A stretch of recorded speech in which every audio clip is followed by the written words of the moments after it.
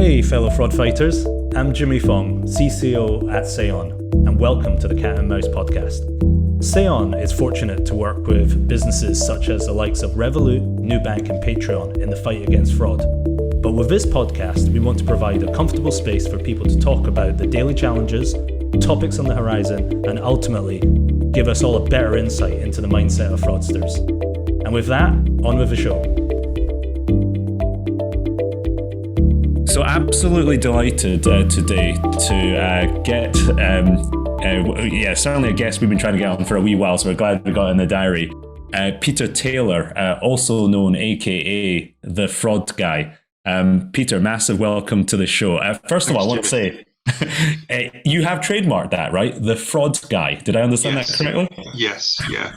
It isn't a self-appointed title. I just, in a lot of industries, I've worked in the insurance industry and online retailing, people don't like mentioning fraud. So I always sort of got casually introduced to clients and said, this is the Fraud Guy. So I decided to trademark it. Amazing. You must be kept busy with trying to keep that trademark enforced there, I imagine, Peter, as well. Yeah, I don't worry too much. It's not something that I would die on a hill for. But it's what people have always called me, so I decided to trademark it. And so you featured on the BBC in the Fraud Squad episodes, as well as like a number of large industry conferences, but you've kind of spent really rich experience consulting with online retailers, the financial services, insurers, and fraud technology providers as well. So absolutely fascinating to dive into kind of the detail there. But your background, let's just do 2 minutes on your background. Where did you start? How did you get into this? Well, I'm an old upstart now, but I was a young upstart once. I was around about 29, 30. I was a CID officer, and I could see that fraud had just come off the police radar.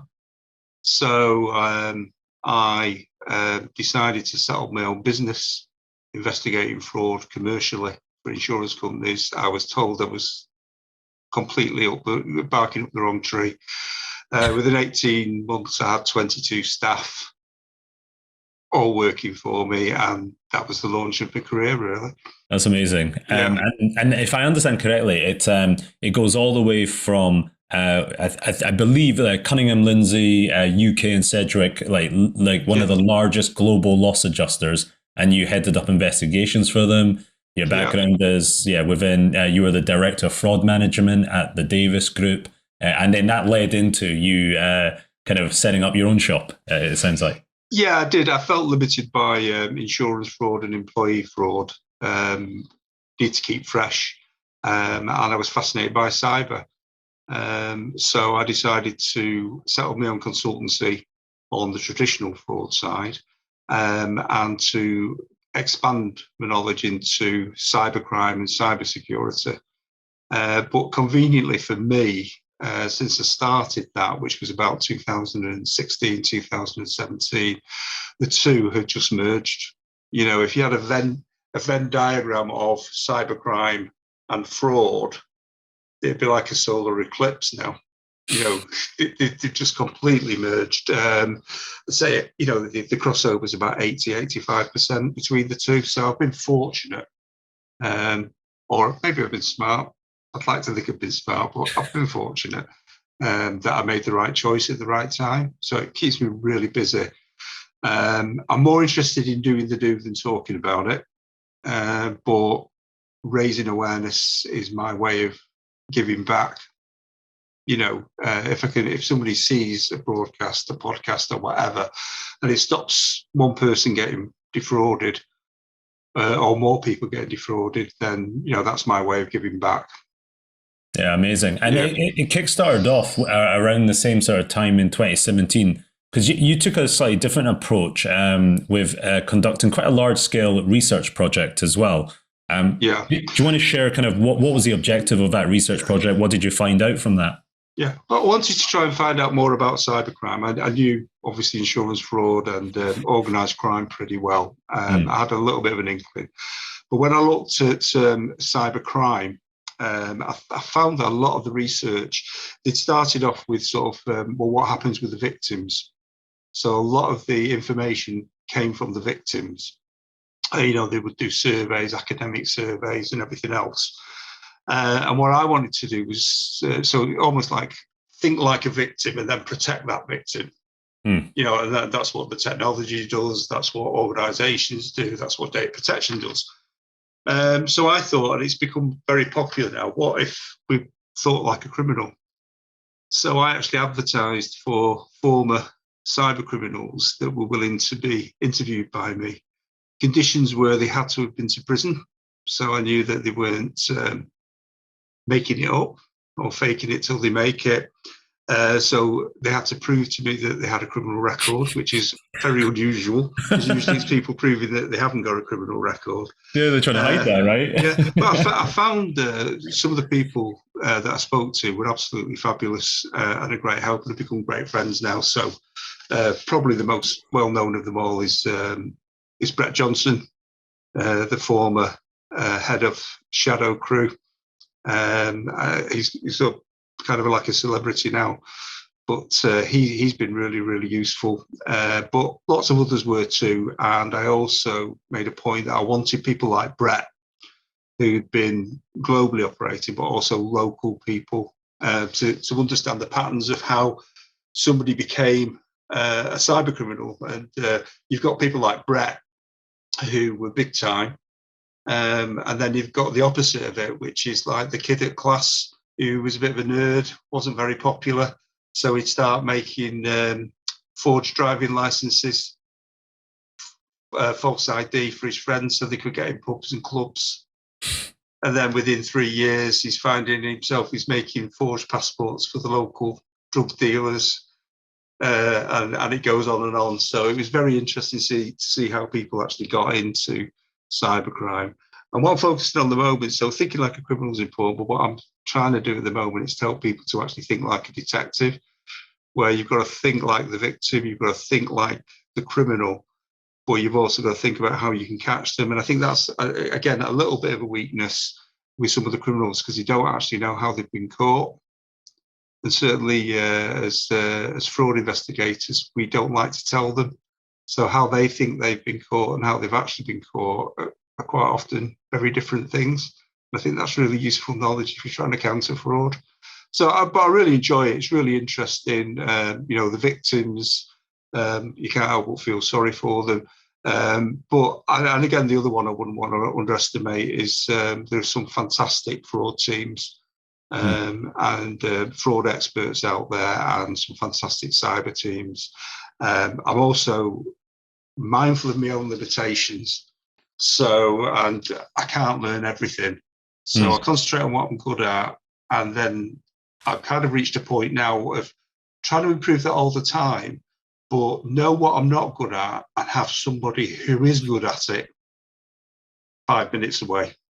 Yeah. A 5-minute call away that can help me when I'm dealing with really complex issues.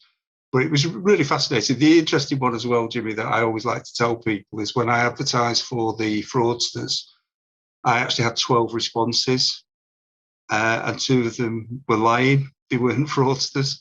They were making it up. Why would that be the case? Like, why would someone do that? 15 minutes of fame, as Andy Warhol used to say. One of them, when I first spoke to him, it became apparent he'd just watched Breaking Bad on telly. And the other one, his version of what a cyber criminal is and my version of what a cyber criminal is, were very, very different. He was, he'd not really done anything, that was of any value to me. But both of them had sort of picked up what they'd done before. But the other 10 were absolutely brilliant, absolute great source of knowledge, really helpful, as were the fraud and cyber teams, albeit my old colleagues decided that I must have gone mad, I've become a nerd, because I'm doing cyber, sort of very traditional market. And InfoSec's quite a young industry. So certainly for me, when I first came into it, Some people may be very welcome, but other people were like, it's like, I don't talk to my dad, so why am I going to talk to him? Or even I don't talk to my granddad, why am I going to talk to him? But I think I've proven myself with the people that help me.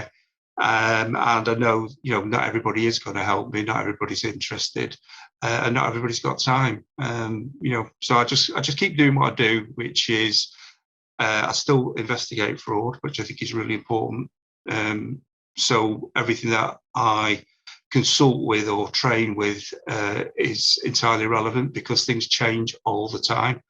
And I was really surprised because I did have a period where I didn't investigate for a few years. And when I started going out and doing investigations again, things had changed. So one thing I do remember, I went out to try and do a covert surveillance, and there was nowhere to park the van. Literally nowhere to park the van. The end. Every house had cars parked outside it or on the driveway. There was just nowhere to park a van, so I had to have a rethink on that. And the other one as well is when you're interviewing witnesses or suspects, people are a lot more streetwise than they used to be. And they've Googled you and Googled their own situation beforehand. So it's probably harder being a fraud fighter now. In some ways, but in other ways, it's easier as well because technology is a great empowerer. People have got much better tools than they had 15 or 20 years ago, much more reliable tools. I think a lot of the tools were there 15 or 20 years ago. I mean, going back to my cop days, we had fuzzy logic and all that sort of stuff. And that was back in the 80s. But I think people use the technology a lot better. Interesting. Well, you mentioned as well in that research project, of course, you were jumping into the dark web and closed user groups. And you were talking a minute ago about how in some ways it's harder, but in some ways it's a bit easier. And one of those elements was around almost documentation or user guides. It's this thing of like, if you're going into that world, like, where do you get that kind of foundation, that education? And I'd love to hear more what you found there. Well, you've got to be patient because they're always looking out for cops. So you've got to be patient. You've got to be careful what you do. Sometimes you've got to get yourself introduced into a group. Smaller the group, the harder it is. But the other thing that has made it a little easier. So I did the research throughout 2017 and I published papers and everything at the end of that, but the research continued. So I've been able to do a lot more since then. But yeah, I've had to build false identities that I can use to infiltrate these gangs. And some of them become quite popular. And, it's, but you've got to know what you're doing. And there are rules as well. So things like sharing a training manual with within the fraud community, and sharing methods isn't quite as dangerous as saying, Jimmy Fong is a fraudster and this is where he works. So you've got to be careful what you do and how you do it. And the other one, if you're working in the world of informants as well, you really have to have had the kind of training that I've had and others have had in not accepting everything that an informant gives you, making sure you've established what motives that person's got for giving you the information, and also corroborating what they say. So I have a policy, Jimmy, whereby if I find out about some new fraud technique off one person, unless I can corroborate it, I won't share it with anybody because I worry, because there are a lot of claims out there that are ridiculous or not true. The truth of the matter is that 90% of frauds are conducted in exactly the same way and are well known. And then there's that small 10% that are developing and emerging risks. So you keep an eye on them and watch them come into the mainstream, but you can still get ahead of the game if you are, monitoring the dark web. The other one I would say, Jimmy, is I've started to, when I write dark web, there's no, it used to be capital D, capital W. It's small d, small w now. Dark web isn't just about the dark web. The same activities are happening on Reddit, Telegram, even on Twitter, Facebook, and even probably LinkedIn. Well, I've certainly seen quite a lot of investment type fraudsters operating through LinkedIn.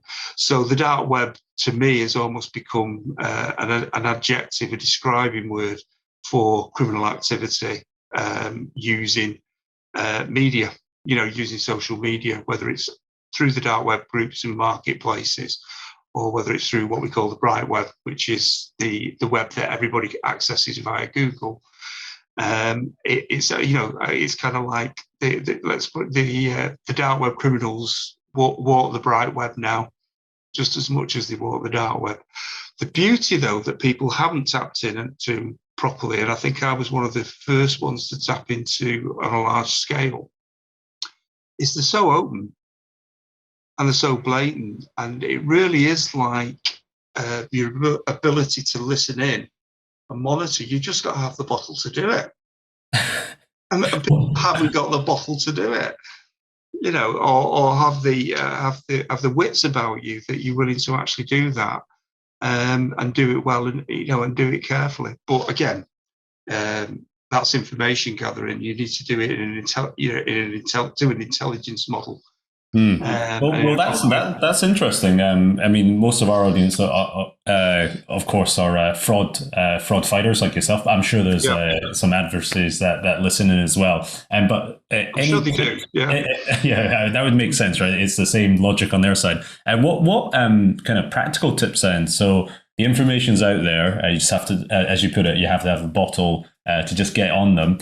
What are some like kind of OPSEC kind of tips you would absolutely advise, though? Yeah, well, certainly, if you're going onto the dark web, you're going to be going through Tor, which gives you a degree of anonymity. But remember who owns Tor, and it's owned by the CIA. So always remember that before you start.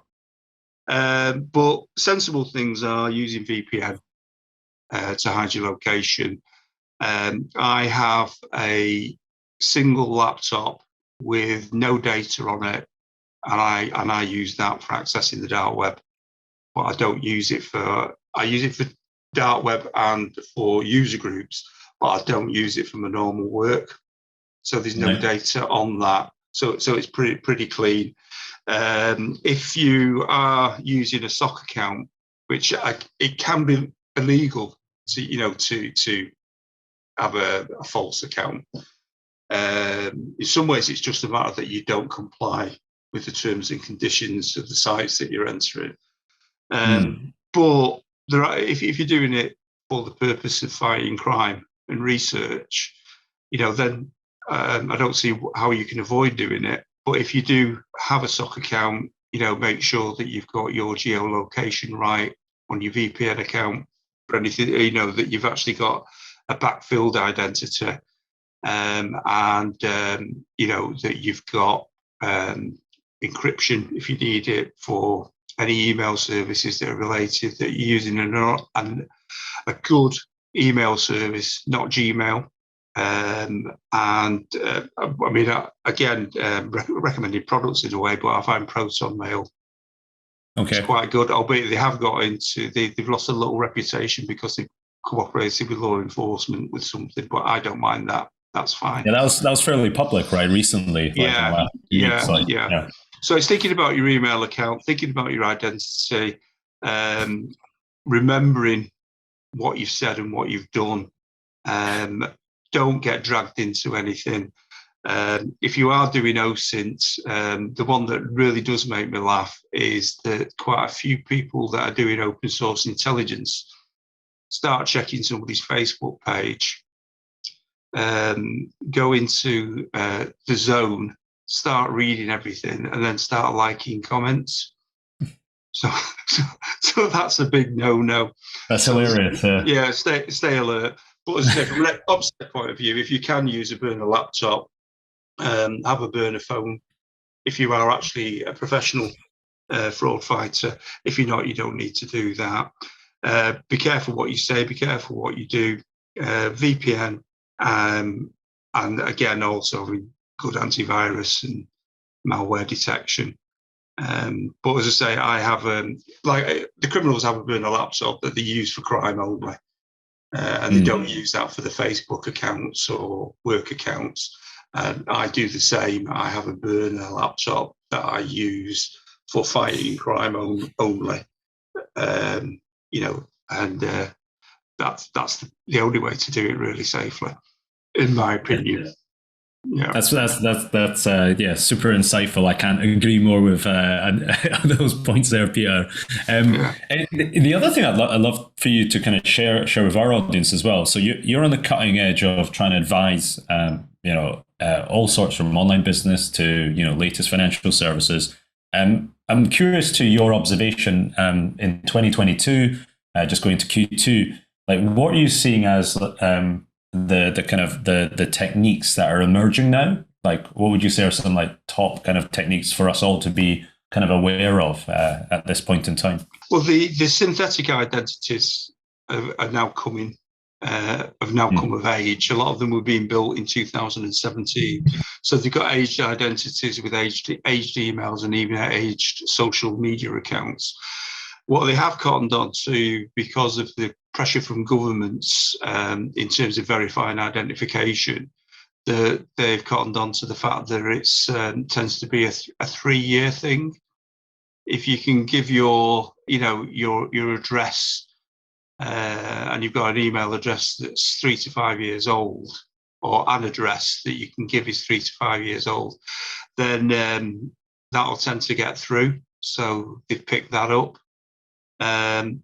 Social engineering is huge. So you've got things like if you're trying to do a SIM swap or whatever, or take over somebody's phone, you can try and fool their provider. There's some sophisticated stuff that goes on around that, but the easiest thing is to fool the user. So you will actually get the users to give you the PIN codes or the codes, and that can be done by a phone call or spoof texts. I'm surprised how easy that works. And the problem for that is the way the criminals operate is so similar to what happens when you do a genuine SIM swap or a genuine purchase, but they actually do it better. They're more polite, they're more efficient, they're more helpful. That's ridiculous, right? Yeah. So that's when you should get suspicious, right? When they're too good. Yeah. They're really good at it. I've had a number of people that have really struggled with the secure customer authentication, because when the criminal gets into their account, they then install multi-factor authentication, if it's not already there, to their burner phone. I had one guy, it took him 7 months to get back into his own bank account because the bank thought he was the fraudster, but thought the fraudster was him. So there's a fair old bit of brass neck out there. The big one that I'm seeing, Jimmy, that if I could just give one message out to everybody, is maintain your websites. If you've got a car, you service it every so often, you have it MOT'd, you do a mini service and a service. You don't wait till it breaks, to go to a garage. But with websites, people wait till they break. They spend, money once every 2 years or once every year getting somebody to do pen tests, but they don't monitor the system for the things that the pen testers usually come up with. So out-of-date software, out-of-date licenses, malware already in your system, because the hackers can find that out very, very quickly and easily. So they know how to get into your website, and they will find malware that's already in there that somebody's used and forgotten about, and they'll hit your website as well. So protection of your website, protection of your data, knowing where your data is. knowing where your assets is. Again, I'll you know, I'm trying. I don't want to sort of give things away, but I had one guy whose email address, who was an administrator for a huge website, who left the company 5 years ago and was no longer using the email address, which wasn't a work email address. So the criminals just took over his email address and went into a big organisation with full administrator rights. So why, when he left, had they not just cancelled all his administrator rights? So, yeah, know where your laptops are, know how many websites you've got. You know, see people with 120 websites, a website that's somewhere that nobody's used for 5 years or more. But if somebody cracks it and gets in, they can actually then get into your main website. So those are the things. But in terms of the things that are emerging, account takeover is huge. False identities, synthetic identities, and refund fraud. So concentrating on the policies rather than anything else. But the one that upsets me most is to see multi-million pound organisations, and they still haven't got device detection, email age, email matching. You know, they haven't got it. Everybody thinks they've got it, but they haven't got it. And to me, it's like having a house and not having a lock on the front door or the back door. You know, you just would not do that. And it seems strange to me that I'm seeing people that are selling this as like something new, when it's been around, as you know, as you and I know, for 5 or 10 years, and people are buying it as something new, and they think to themselves, "Well, I'm going to be protected now." Well, no, you've protected as well as you should have been 5 years ago. So yeah, you've made progress, but having the basics in place is still always, you know, the simplest thing. If you're worried about ransomware, why haven't you got a ransomware recovery plan? Why haven't you got a ransomware negotiator on tap? Why haven't you got a Bitcoin account in case you need to make an interim payment? You know, Fascinating. yeah, just sensible things, really. The kind of things that consultants like me can sit down and not do it in a smart ass order, but just go through. Have you got this? Have you got that? Okay, and then you can, you know, do your risk assessments, work out what the priorities are, what's most likely to hit you, what the impact's going to be, and have a plan. And you know, nobody's going to sort of like look at it on Wednesday and fix it on Thursday or the following week. But there are some things that will be quick wins, and then there are other things that will take more time, and you know, it can be prioritised accordingly. But we just don't take enough care, I don't think, of our systems, our data, and our customers. Also, it's not just customers; it's also staff, employees, you know, everybody else. And we should protect all of them as though it was our system, yeah, our data, and our family. And if we do that, then it becomes harder for the cyber criminals, doesn't it? And it becomes harder for the fraudsters. I always say as well, what your first thing you do is you try and get them out of your business. Then you try and get them out of your industry, because you just move them along, and let them, you know, and let it become somebody else's problem. And the idea, obviously, the ultimate aim from that, which I don't know if anybody will achieve, is leave them no place to go. Yeah, incredible. I think that's a really good kind of parting thought on like how to approach it as yeah, kind of a community as well. But I like that, seen as your business, your industry, and then more, you know, from that side. So Peter, as you know, this is the SEON Cat and Mouse podcast. So we do absolutely make sure we ask our guests on it.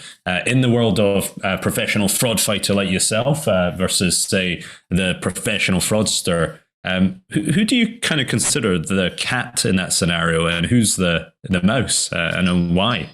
Yeah, I think you've actually hit the nail on the head, because that's when I started fighting crime, and in the early days, you know, sort of probably up until about the year 2000, 2002, the fraud fighter was the cat, and the fraudster and the criminal with the mouse.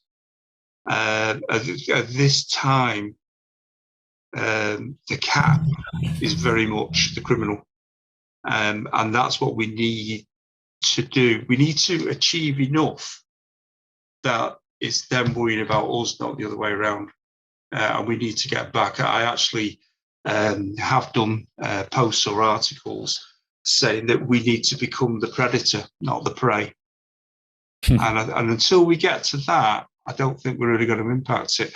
Because obviously, the other point that I want to make is what I am seeing that really scares the hell out of me is the recruitment by cybercrime gangs of new recruits, trainees, apprentices. It's just absolutely huge. And because of the economic climate, because of COVID and everything else, there are people now willing to commit fraud who 2 years ago wouldn't have done. And hopefully in 2 years' time won't again.